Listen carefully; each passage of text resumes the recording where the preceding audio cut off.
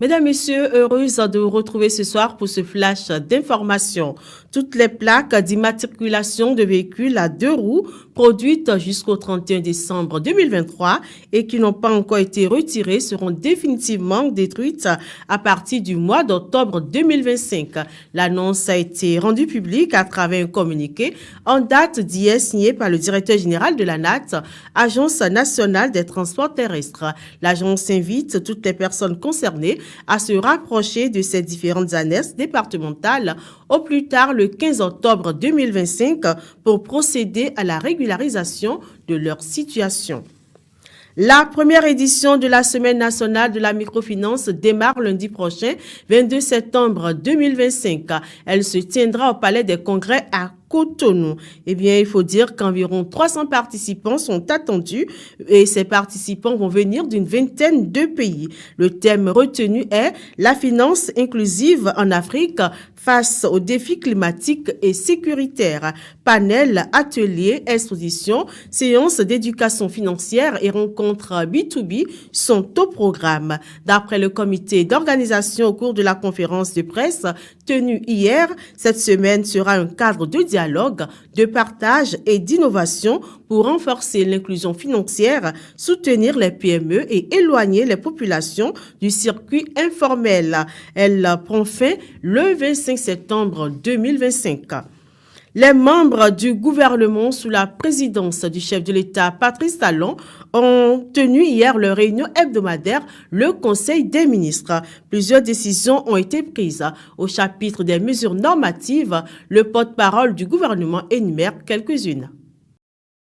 Au chapitre des mesures normatives, création du Fonds d'investissement communal FIC et approbation de ses statuts.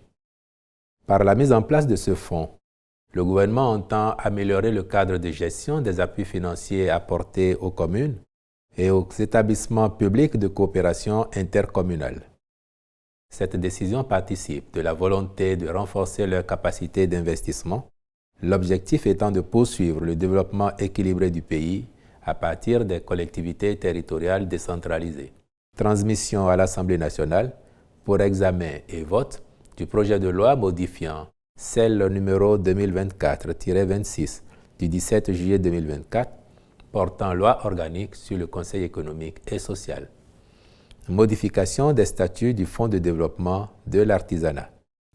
Dans le volet communication, 3 décisions ont été prises par le Conseil des ministres ce mercredi, suivant les 2 premières. Au chapitre des communications, en point 1, approbation de la stratégie de renforcement des alternatives éducatives pour une éducation de base inclusive 2026-2030. Les alternatives éducatives désignent tout modèle de programme éducatif mis à la disposition des apprenants, jeunes et adultes, hors des systèmes éducatifs formels. Elles constituent des formes d'éducation variées et adaptées offertes afin de garantir le droit d'accès à l'éducation pour tous.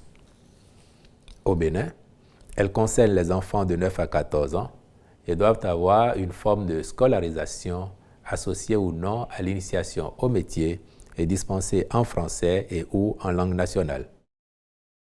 En point 2, contractualisation pour la maîtrise d'œuvre complète dans le cadre du projet de construction et d'équipement de certaines formations sanitaires. D'une part, il s'agit de la construction et de l'équipement de 5 hôpitaux de 65 lits à Lokossa, Ouida, Cotonou 2 et 3, Dassazoumé et Savalou, d'un hôpital de 120 lits à Kétou, d'un centre de santé à Pobé, de la réhabilitation et de l'équipement du centre de santé de Kétou, ainsi que de la réhabilitation-reconstruction de certains ouvrages de l'hôpital de zone de Sakété. D'autre part, est prise en compte la réhabilitation du centre hospitalier universitaire départemental du Borgou et de l'hôpital d'instruction des armées de Parakou. La troisième décision prise au titre des communications est l'autorisation de recrutement de formation de 715 élèves agents de police au titre de l'année 2025.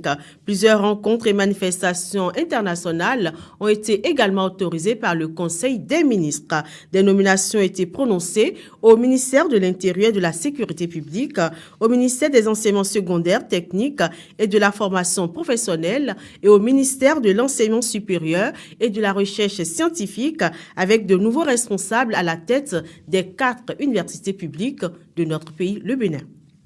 On poursuit ce flash d'information. Le premier congrès scientifique du service de santé des armées du Bénin s'est ouvert hier au palais des congrès à Cotonou. Le service de santé des armées du Bénin face aux défis sanitaires et sécuritaires contemporains, c'est le thème choisi pour ce congrès.